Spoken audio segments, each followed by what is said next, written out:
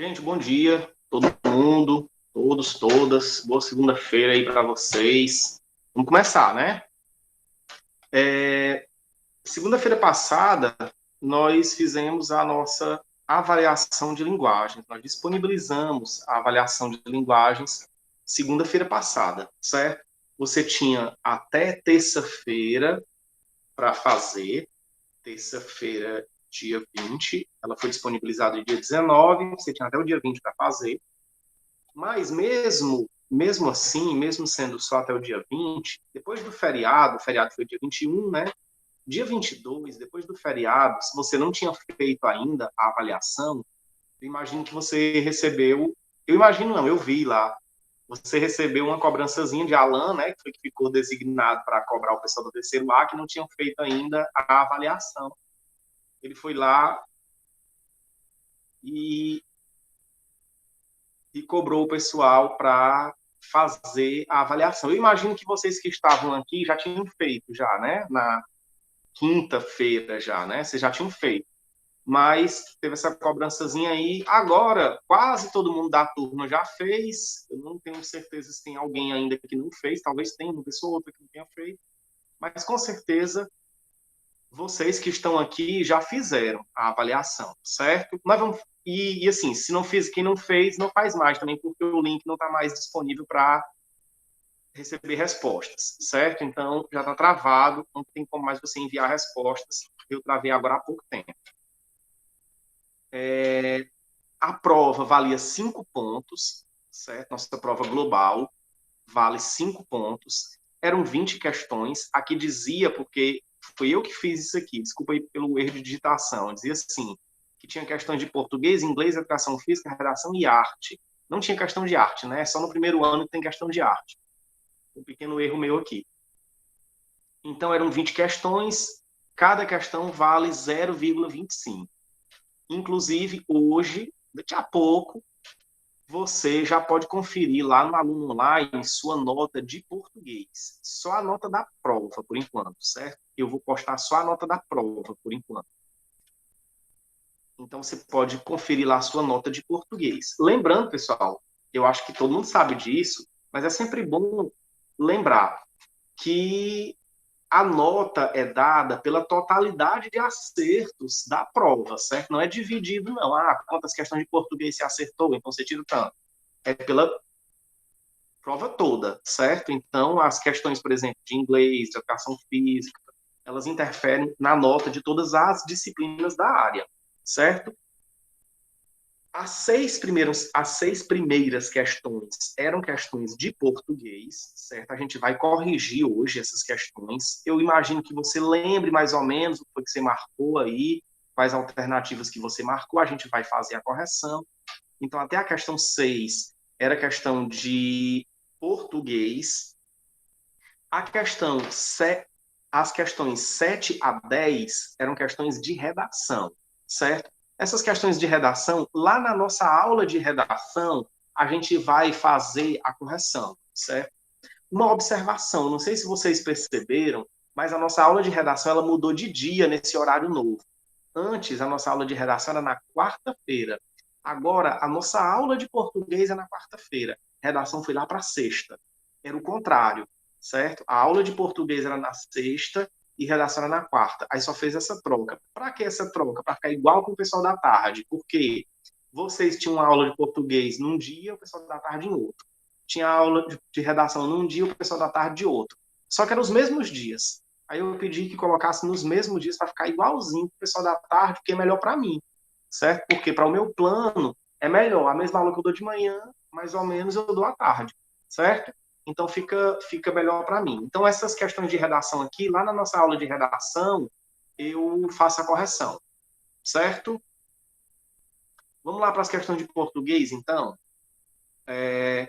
Eu imagino que vocês tenham achado que as questões de português não estavam tão difíceis assim, porque não estavam, realmente, certo? Tem muito a ver com a nossa explicação, muito a ver com o que foi trabalhado, né? Acho que dificilmente você vai poder dizer assim, ah, o professor trabalhou tal coisa, mas lá na prova estava diferente. Geralmente não está diferente. essas questões aqui de português, as questões de modo geral, não é só de português, não. As questões de... na verdade, as questões das provas, elas são elaboradas pelos professores, não é por um professor só, né? Geralmente, às vezes, é mais de um professor. Mas, mesmo assim, todos os professores sempre olham, que é para ver se está exatamente do jeito que foi trabalhado, né? Então, vamos lá. A primeira questão aqui, uma questão sobre pré-modernismo, certo? Que tem até um errinho de digitação aqui, acabei de ver, não tinha nem visto, tem um erro de digitação aqui, pré-moderno. Ah, não, tá certo, foi mal, eu que estou ficando doido aqui. A primeira questão, então, meu mouse está com defeito, espera só um pouquinho. Não estou conseguindo ver o biloto do mouse. Glória já. Pronto, apareceu. Lembrando sempre que tem as minhas telas aí, a tela que eu estou falando e a tela que está aparecendo a prova. Fixe para você aí a tela que está aparecendo a prova, certo? Para você poder ir fazendo a correção e acompanhando as questões. Ok? Vamos lá, então. A primeira questão diz assim. Aí, pessoal, de novo, como sempre eu digo, se você tiver alguma dúvida, quiser me interromper, pode ficar à vontade, pode fazer pergunta no chat, pode me interromper e fazer pergunta. É só levantar a mãozinha aí que eu dou a palavra, certo? Qualquer dúvida, pode perguntar. Pessoal, essa primeira questão aqui ela era muito fácil. Muito fácil. Olha só. Com essa informação aqui, ó, poeta pré-moderno, eu já consigo responder essa questão. Eu não preciso mais de nenhuma informação. Poeta pré-moderno, pronto, acabou. Eu já sei que a alternativa correta aqui é Augusto dos Anjos, certo? Por quê? Por que eu sei que a alternativa correta é Augusto dos Anjos? Porque é o único poeta entre esses que tem aqui, nessas alternativas que tem aqui. Não tem nenhum outro aqui que seja poeta. Lima Barreto. Lima Barreto não era poeta. Lima Barreto era autor de prosa. Escreveu romances, contos, crônicas. Não era poeta. Euclides da Cunha. Euclides da Cunha escreveu Os Sertões, um romance. Não é poeta. Monteiro Lobato. Monteiro Lobato escreveu romance, escreveu conto, escreveu história infantil. Não era poeta. Graça Aranha. Nós nem estudamos Graça Aranha. Nem estudamos. Mas também é um autor pré-moderno, que também escreveu romance. Não, também não era poeta. Então, só Augusto dos Anjos era poeta aqui. Está entregue a questão já. Mas mesmo assim dá para a gente ler tudo. Vamos lá ler tudo? Porque aí o restante, então, pelo amor de Deus. Diz assim, poeta pré-moderno que inovou na linguagem poética usando termos científicos e um vocabulário considerado antipoético. Augusto dos Anjos, nós vimos aqui, lemos aqui Augusto dos Anjos numa linda manhã de segunda-feira, muito provavelmente, ou de sexta, não me lembro agora se foi de segunda ou de sexta, porque na época a nossa aula ainda era segunda e sexta, mas nós lemos aqui lindamente poemas belíssimos de Augusto dos Anjos que falavam sobre a putrefação dos cadáveres e tudo mais, né? Aquela coisa assim bem saborosa para a gente ler de manhã, na hora que a gente está com o pão carioquinha na mão, né? Então, usou termos científicos, usou um vocabulário considerado antipoético, é Augusto dos Anjos. Não tem para onde correr. A alternativa correta aqui, a alternativa é. Eu tenho certeza que todos vocês que estão aqui acertaram, porque dava para ter acertado tranquilamente, certo? Se não acertou, também relaxa, o que acontece? É a vida, viu? Mas tem que ter mais atenção, porque você, com essas informações aqui, estava muito na cara que era Augusto dos Anjos. A não ser que você não tenha participado da aula de jeito nenhum, das aulas de jeito nenhum. E vocês que estão aqui, que eu estou vendo, a maioria sempre está nas aulas, né? Então dava para ter acertado. E outra, pessoal, eu digo e insisto que eu já falei isso e eu falo de novo. Se você ainda não recebeu o seu livro de português, você pode ir na escola para receber. A escola está funcionando, certo? Pois é, ô Roberto, que pena. Eu não sei, eu acho que Roberto aqui não é Roberto mesmo, né? É outra pessoa. Mas, enfim, que pena. É Jaqueline, que falou comigo também no WhatsApp, aí eu lembro que era Roberto. Pronto, Jaqueline, que pena que você errou, mas foi uma confusão mesmo, porque dava para ter acertado.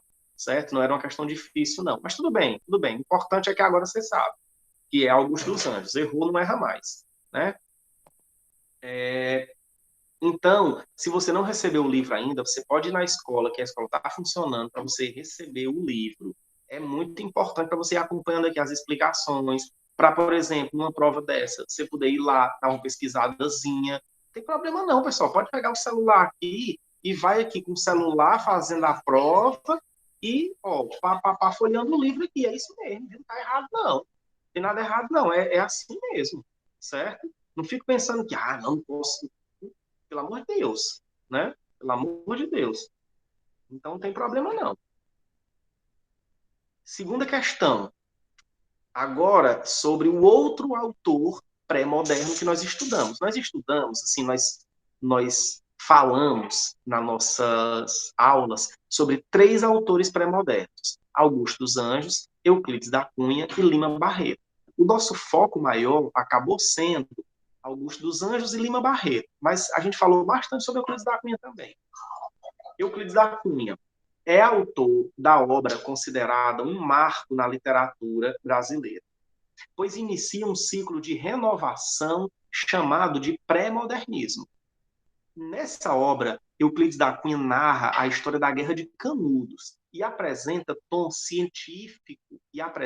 em tom científico o sertanejo, a fauna, a flora e a geografia da região.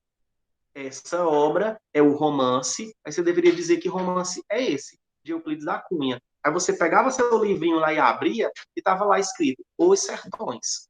Euclides da Cunha escreveu o livro Os Sertões. Aí tá aqui, digamos assim, né, numa forma de meio que confundir um pouco, sei lá, para ver se você sabe, realmente estava assim, Grande Sertão Veredas. Grande Sertão Veredas é um romance também, certo? Não é um romance pré-moderno, é um romance já do modernismo da segunda geração, é é uma das maiores obras da literatura brasileira de todos os tempos, Grande Sertão Veredas, de um autor chamado João Guimarães Rosa, certo? Então não é Euclides da Cunha. O livro de Euclides da Cunha não se chama Grande Sertão Veredas, né? O sertanejo. O sertanejo é um romance também romântico, ou seja, um romance do romantismo, escrito por José de Alencar. José de Alencar escreveu o romance O Sertanejo.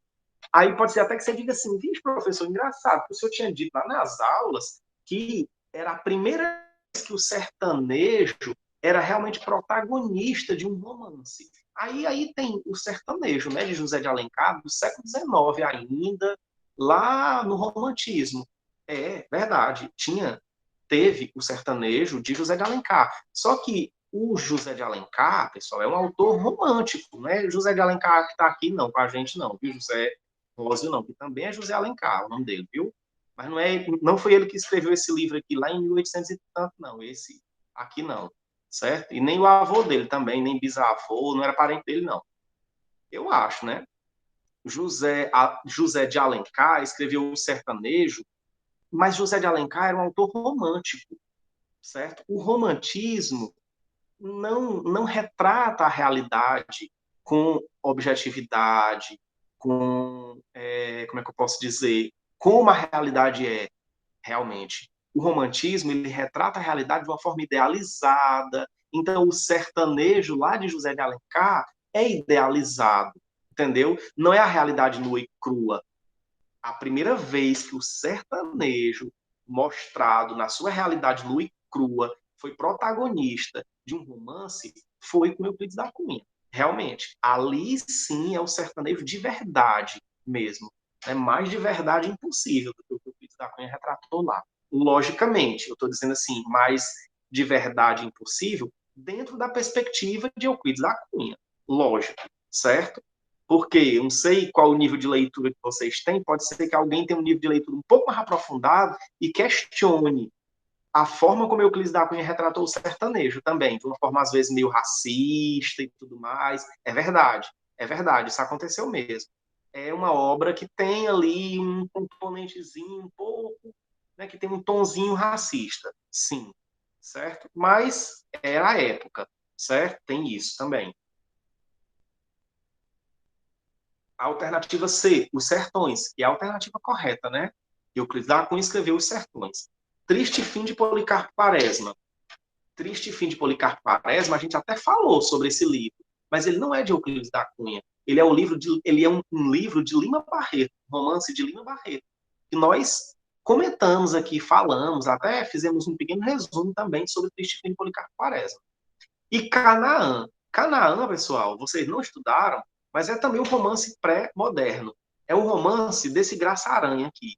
Esse Graça Aranha, Graça é um homem, porque Graça Aranha é o sobrenome dele, certo? Não é um homem chamado Graça, não, certo? É porque o sobrenome dele é Graça Aranha, certo? Toda vida que a gente fala Graça Aranha, o pessoal pensa que é uma mulher, né? Porque existem mulheres chamadas Graça, né? Mas aqui é o sobrenome dele. Pronto, segunda questão foi. Eita, menino, o negócio aqui é ligeiro. Aí vamos aqui para terceira e quarta. Terceira e quarta é assim, ó. Leia o texto a seguir. É um poema de Augusto dos Anjos e responda as questões 3 e 4. Ainda vamos ler aqui o poema de Augusto dos Anjos. Se você estiver comendo pão, solte o pão aí agora, pelo amor de Deus. Senão você vomita. Olha só. Eu, filho do carbono e do amoníaco, monstro de escuridão e rutilância, sofro, desde a epigênese da infância, a influência má dos signos do zodíaco. Profundissimamente hipocondríaco, este ambiente me causa repugnância. Sobe-me à boca uma ânsia, análoga à ânsia que escapa da boca de um cardíaco. Já o verme, este operário das ruínas, que o sangue podre das carnificinas come e a vida em geral declara guerra, anda a espreitar meus olhos para roê-los, e há de deixar-me apenas os cabelos na frialdade inorgânica da terra. De fato, né? Se você já teve a oportunidade de ver uma pessoa que foi enterrada depois, um tempo depois, os cabelos, eles demoram bem mais a se decompor, né? É por isso que ele diz aqui que o verme anda a espreitar meus olhos para roê-los, e há de deixar-me apenas os cabelos na frialdade inorgânica da terra, porque os vermes demoram muito mais a decompor os cabelos, né? Os cabelos demoram. Espero que ninguém tenha vomitado aí em cima da mesa, viu? Desculpa aí. Vamos para a questão 3, então. A questão 3 é sobre esse texto, esse belo texto aí de Augusto dos Anjos, chamado Psicologia de um Vencido. Gente, pelo título aqui você já tira muitas conclusões. Psicologia de um vencido. É uma pessoa que está na depressão total, né? E isso se percebe pelo texto. Ele diz: eu, filho do carbono e do amoníaco, monstro de escuridão e rutilância, sofro desde a epigênese da infância a influência má dos signos do zodíaco. Como se fosse assim, ó, eu estou fadado ao fracasso. Eu sofro desde a epigênese da infância a influência má dos signos do zodíaco.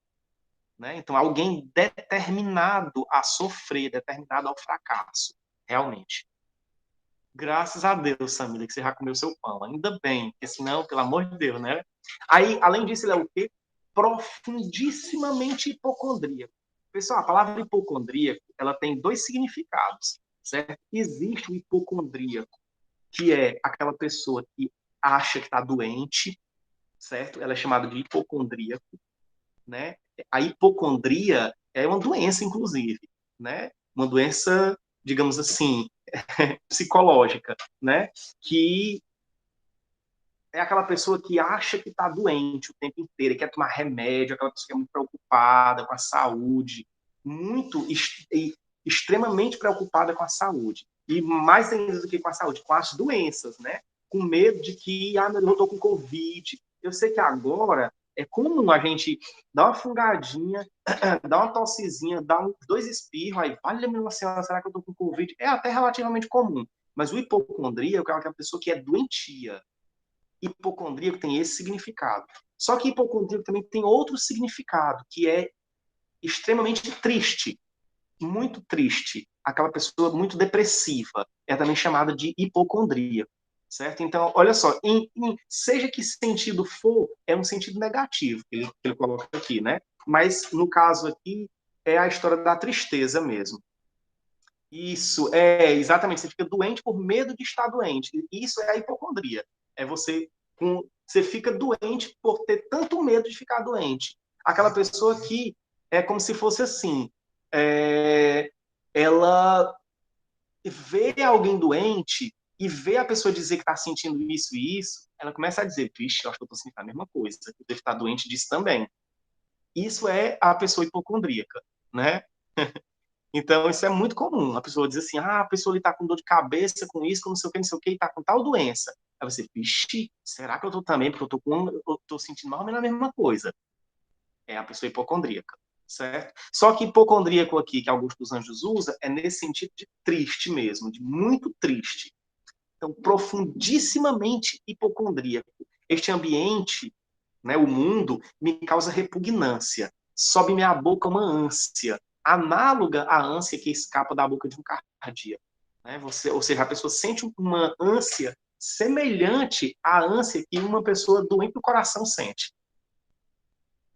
Já o verme, este operário das ruínas, né, que o sangue podre das carnificinas come e a vida em geral declara guerra, anda a espreitar meus olhos para roê-los e a deixar-me apenas os cabelos na frialdade inorgânica da terra. Né? Então o verme está ali, ó, de olho nele, para quando morrer, decompor, né, e putrefar ali o corpo dele. Né?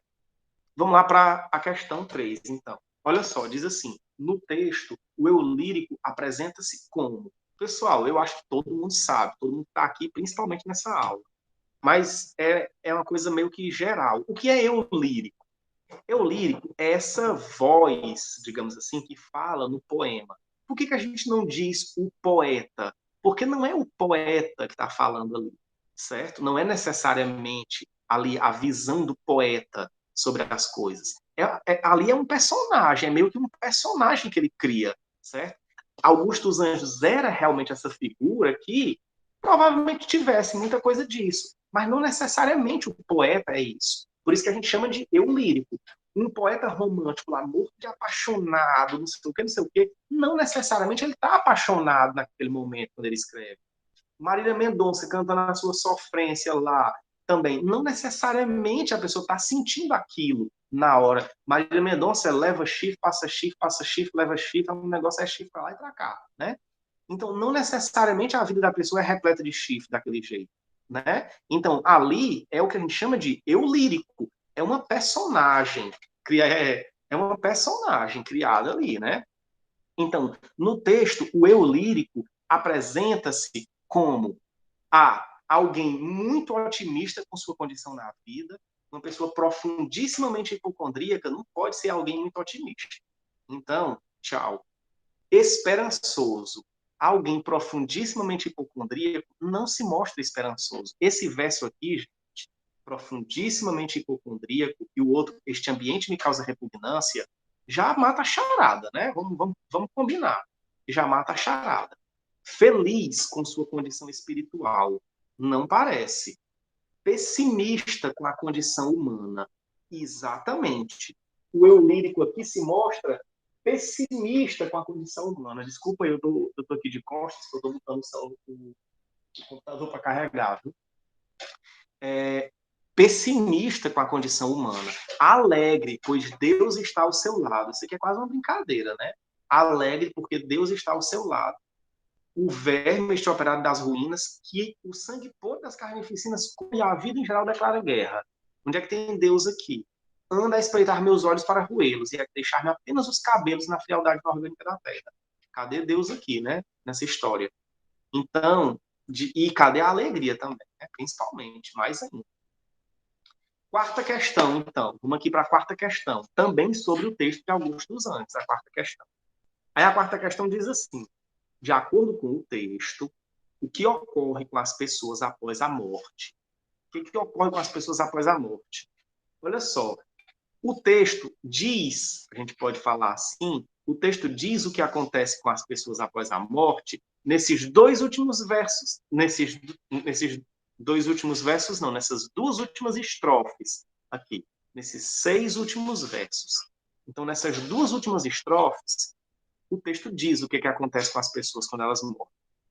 O verme, este operário das ruínas, e o sangue podre das carnificinas come, a vida em geral declara guerra, anda a espreitar, ou seja, anda, tipo assim, olhando, né, anda a espreitar meus olhos para roê-los, e há de deixar-me apenas os cabelos na fealdade inorgânica da terra. O que acontece, então, com as pessoas após a morte? Sobem aos céus e são elevadas a uma condição espiritual. Não é isso que o texto diz. A gente pode até acreditar nisso, mas não é isso que o texto diz.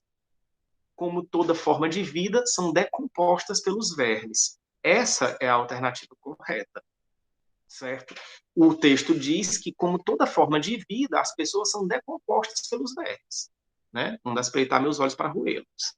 Reencarnam e vivem uma vida mais completa. A gente pode até acreditar nisso, alguém pode até acreditar nisso, mas também não é o que o texto diz, certo? Alternativa C. Não há explicação para o que ocorre após a morte. Há sim explicação para o que ocorre após a morte. O texto diz o que acontece, né? Transformam-se em astros que iluminam os que ficam na Terra. É muito bonito a gente achar que as pessoas morrem e viram estrelas também, né? Mas não é exatamente o que o texto diz também, certo? Pronto, Jaqueline, eu acho que você chegou um pouquinho depois que eu tinha falado sobre as notas. Eu vou colocar as notas da prova, não vai ser a nota final ainda não, certo? Eu vou colocar a nota da prova de português daqui a pouco. Assim que terminar a aula aqui, eu começo a postar. Só que eu vou postar segundo A, B, segundo A, B, terceiro A, B, C e D, certo? Mas já vocês veem lá a nota da prova de vocês. Aí depois eu posto a nota completa, certo? Vamos aqui para a quinta questão agora. Acabou literatura, acabou o pré-modernismo, Augusto dos Anjos, Lima Barreto, Euclides da Cunha, e fomos para o nosso último conteúdo, que foi concordância verbal. Aí nós temos aqui duas questões de concordância verbal. Pessoal, assim, o que eu percebi, certo? O que eu percebi? Eu vou até olhar aqui porque eu consigo ver quais foram as questões que vocês mais erraram na prova. Deixa eu ver aqui, certo? Deixa eu ver aqui porque oh, perguntas erradas com frequência. Quais foram as perguntas mais erradas? A questão 5, eu sabia disso. Eu sabia disso. Questão 5 e questão 6 foram as questões mais erradas da prova, certo? Não é entre as questões de português, não, aqui. É das questões de um modo geral. Perguntas erradas com frequência. A questão 5 e a questão 6 foram as mais erradas. Eu sabia disso, certo? Imaginei que isso tivesse acontecido. Por que isso aconteceu? Porque esse conteúdo não é fácil, concordância verbal, não é fácil, realmente. E aí, pessoal, explicado assim, às vezes a gente fica com a impressão de que vocês estão entendendo, que não estão dando muito retorno. Também, vamos combinar que aqui nós temos uma quantidade pequena de pessoas, né? Então, é possível que vocês aqui, que estão aqui, tenham acertado essas duas questões. Mas aí, vocês são, sei lá, 30%, né? Aproximadamente 30% das duas turmas, terceiro A e terceiro B. E aqui também tem as turmas da tarde também, né? De anexo e tudo. Mas dá no mesmo, é a mesma coisa praticamente. Então, é, o grande problema aqui para vocês foram a questão 5 e 6, eu imagino, certo? Então vamos lá, que eu vou corrigir aqui bem direitinho, porque não é legal que a gente fique. Ah, o conteúdo já passou, certo? O conteúdo já passou. Mas não é legal que a gente fique, tipo assim, sem saber nada ou sabendo muito pouco de concordância verbal. É por isso que é importante. Eu falei tanto que era importante a gente ver a história do livro, para você ir lá conferindo no livro, vendo no livro, certo? Deixa eu só ver aqui o que foi que Jaqueline falou no chat, que eu acabei não conseguindo ler. Pois é, Jaqueline, eu entendo demais. Jaqueline está dizendo que quando a gente está explicando aqui, a questão parece fácil, mas quando é a pessoa sozinha, aí meio que trava um pouco, porque você não sabe fazer todo esse raciocínio, né, esse caminho sozinho. De fato, eu entendo, é verdade. Mas vamos lá. Olha só, ele diz assim, ó, a seguir, marque a alternativa em que a concordância do verbo em destaque está correta, certo? Então, só tem uma frase aqui com a concordância correta. Todas as outras, a concordância está errada. Vamos lá.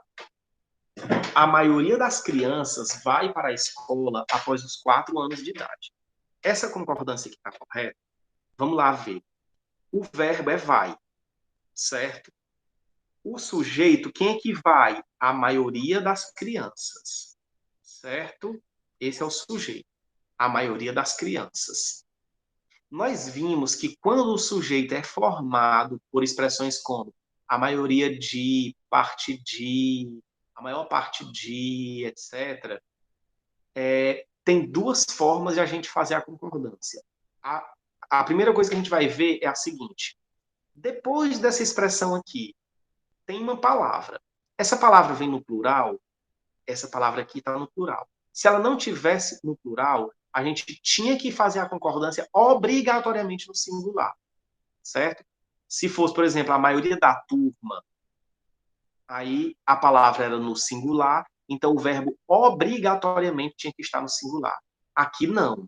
Aqui é a maioria das crianças. Inclusive tem um erro de digitação aqui, foi mal. A maioria das crianças, certo? Então, se é a maioria das crianças, tanto pode ser vai, tá correto, vai, como pode ser vão. Se fosse vão, também estaria correto. Então, as duas formas estariam corretas. Então, a alternativa correta é a alternativa A. A maioria das crianças vai para a escola após os 4 anos de idade. Tá certo. Por quê? Porque se vai aqui, ele está concordando com a maioria. Ele também poderia concordar com crianças e ser vão. As duas formas estariam corretas, certo? Então, essa aqui está correta. A gente vai já falar lá sobre a alternativa D, viu, Samila? Vamos lá para B. Essas duas questões aqui, 5 e 6, eu vou alternativa por alternativa para a gente explicar o porquê que está correto, certo? Olha só. Fui eu que fez aquela pintura que todos admiram. Fez, quem é o sujeito de fez? O que tem antes aqui é o que, né? O sujeito é o que. Por mais que a gente ache que bicho estranho, o sujeito ser que, como é que pode? Pois é, ele não tem nenhum significado, mas o sujeito é o que. Mas ele está, na verdade, concordando com o que vem antes do que a gente viu isso. Quando o sujeito é o que, a concordância é feita com o que vem antes. O que vem antes? Eu. É eu fez? Eu fez? Não, né? É eu fiz. Então, o correto aqui era para ser fui eu que fiz aquela pintura que todos admiram. Então, essa alternativa aqui, ela está errada, né? Então, a alternativa correta é a alternativa A. Minas Gerais ficam na região sudeste do país e não tem saída para o Oceano Atlântico. Minas Gerais. Minas Gerais é uma palavra que só existe no plural. Nós vimos que palavras que só existem no plural, a concordância é feita com o artigo que vem antes da palavra. Por exemplo, os Estados Unidos, os Emirados Árabes, o Amazonas. A concordância é feita com o artigo que vem antes. Se o artigo está no plural, como é o caso de os Estados Unidos, os Emirados Árabes, o verbo fica no plural. Se o artigo não está no plural, como é o caso de o Amazonas, o verbo fica no singular. Essa é a concordância, certo? Só que tem uma outra forma também, que é quando não vem o artigo, como é o caso aqui. Aqui não veio o artigo. Não tem as Minas Gerais, só Minas Gerais. Quando não vem o artigo, aí o verbo fica no singular. Então aqui não era para ser Minas Gerais ficam na região sudeste do país. Era para ser Minas Gerais fica na região sudeste do país, certo? Então, essa daqui também está errada, ok? Vamos aqui para D. Essa D aqui dava para confundir mesmo, porque é muito comum a gente falar assim. Muito comum a gente dizer cerca de 10% dos alunos não fez atividade de semana. Só que a gente viu lá que quando tem expressões como cerca de, né? Tem algumas expressões lá. E aí depois vem um número, certo? Depois vem um número. Olha só, você faz a concordância com o número, certo? A concordância é sempre feita com o número. Então, o número aqui é 15, cerca de 15. Se o número é 15, então o verbo é para estar no plural. Cerca de 15% dos alunos não fizeram a atividade esta semana. 15% não fizeram, ou cerca de 15% não fizeram, certo? Então, aqui também estava errado. Fez não é a concordância correta aqui. Por último, a alternativa é: a menina e seu pai foi para o cinema na sexta passada. Essa aqui era mais fácil ainda, inclusive. A menina e seu pai foram. Sujeito composto com elementos claramente diferentes. A menina e seu pai, né? Então, a menina e seu pai foram, ok? Então, a alternativa correta aqui é a alternativa A. A maioria das crianças vai. Correto. Questão 6, última questão de português. Depois, pessoal, eu não sei quem foi que entrou depois aí, depois, na nossa próxima aula de redação, a gente vai corrigir também as questões de redação aqui. Cara, essa redação aqui é uma redação nota 1000 do Enem de 2020. Esse Enem, esse último Enem agora que teve no início de 2021, né, mas que foi o Enem de 2020. Perfeita essa redação, mas é perfeita. Incrível, incrível, incrível. Júlia Sampaio. Não sei de onde, Júlia Sampaio, mas você se garantiu demais. E cada Ela deve vez ter tendo menos. feito Ah, uma dissertação bem grande, porque 5 parágrafos, se eu não me engano, enorme. Para a pessoa não é escrever isso aqui comum. em 30 linhas, para a pessoa escrever isso aqui em 30 linhas, tem que ter uma letra muito pequena, viu? Senão não consegue, não. E coube em 30 linhas, né? Mas vamos aqui para a sexta questão. Nas sentenças abaixo, somente uma está com a concordância do verbo em destaque feita corretamente. Marque esta alternativa. Então, você vai marcar que está com a concordância correta, igual a questão 5, né? Você vai marcar que está com a concordância correta. O pessoal disseram que o isolamento social é uma medida importante para diminuir o contágio. O pessoal disseram. Quem é o sujeito de disseram? O pessoal. O pessoal é uma palavra no singular. Então não é o pessoal disseram, é o pessoal disse, certo? Ah, mas pessoal é muita gente. É muita gente, mas não quer dizer nada. A palavra está no singular, certo? Então aqui era para ser o pessoal disse. Incorreto. Você não marca. Quantos de nós fez a atividade durante esta semana?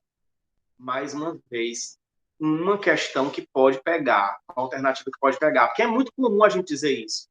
Quantos de vocês fez? Quantos de nós fez? Né? Quantos de nós fez a atividade? Quantos de nós? Como é que é feita a concordância aqui? Tem dois jeitos de concordar. Eu concordo com quantos. Se eu concordasse com quantos, ficaria como? Quantos fizeram? Então seria como? Quantos de nós fizeram a atividade durante essa semana? Ou então eu posso concordar com nós. Se eu concordasse com nós, ficaria fizemos. E aí ficaria como? Quantos de nós fizemos a atividade esta semana? Não está nem de um jeito nem do outro. Então, quer dizer o quê? Que essa alternativa aqui também está errada. Então, você não marca ela. Os carros, os ônibus, as motos, nenhum parou de circular na cidade durante a pandemia. Sujeito composto, finalizado por alguma daquelas palavras lá. Nada, nenhum, ninguém, né? Tem um monte de palavra lá que o nosso livro traz. Quando isso acontece, o verbo fica no singular, porque a concordância é com essa palavra aqui. Nada, ninguém, cada um. Certo? Então, os carros, os ônibus, as motos, aí você pensa assim, então pararam. Mas no final ele diz, nenhum. Então, parou, certo? Ou seja, a alternativa correta é essa daqui, alternativa C. Os carros, os ônibus, as motos, nenhum parou de circular na cidade durante a pandemia. Ok? Alternativa D, vamos conferir aqui por que a alternativa D está errada. Alternativa D, essa questão, essa frase aqui, com algumas variações, apareceu até em mais de uma atividade. O cartão de crédito ou o dinheiro pode ser usado para pagar a conta nesta loja. Pode ser usado. Esse ou aqui é um ou de inclusão. Tanto o cartão de crédito quanto o dinheiro. Os dois podem ser utilizados. Então, se são os dois, podem ser utilizados no plural. Aqui está pode. Então, está errado. O Amazonas são o maior rio do Brasil. De novo, lá, a mesma história do Minas Gerais. Ó. Palavra que só existe no plural. Amazonas. Quando a palavra só existe no plural, a concordância é feita com o artigo que vem antes aqui. No caso de Amazonas, veio o artigo o Amazonas. O Amazonas, no singular. Então, se está no singular, deveria ser o Amazonas é o maior rio do Brasil. Não são o maior rio do Brasil. Então, essa alternativa aqui, ela também está errada.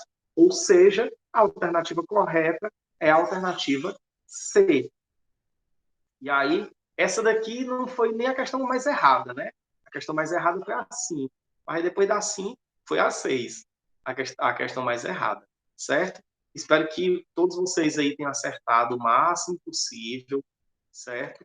Vou colocar aqui a nossa frequência no chat, ok? Hoje não tem atividade, certo? A atividade vai ficar só na nossa próxima aula, quarta-feira, ok? Vou colocar aqui, então, a frequência. Como sempre, quando você for assinando a frequência, você pode ir também saindo da nossa aula, certo? Pessoal, importantíssima a participação de vocês nas aulas, inclusive como uma forma de nota depois, né? Você vai ter uma bonificação de nota porque participou dessas aulas simples, certo? Então, pessoal, foi um grande prazer para mim. Bom dia para vocês, boa semana, que todos sejam muito felizes aí essa semana e um cheiro bem grande. Até quarta-feira. Tchau. Até, bom dia. Se tiverem alguma dúvida também, pode ficar à vontade aí. Não sei se tem alguma dúvida que eu possa esclarecer, que não seja assim, uma dúvida muito filosófica e existencial sobre a vida.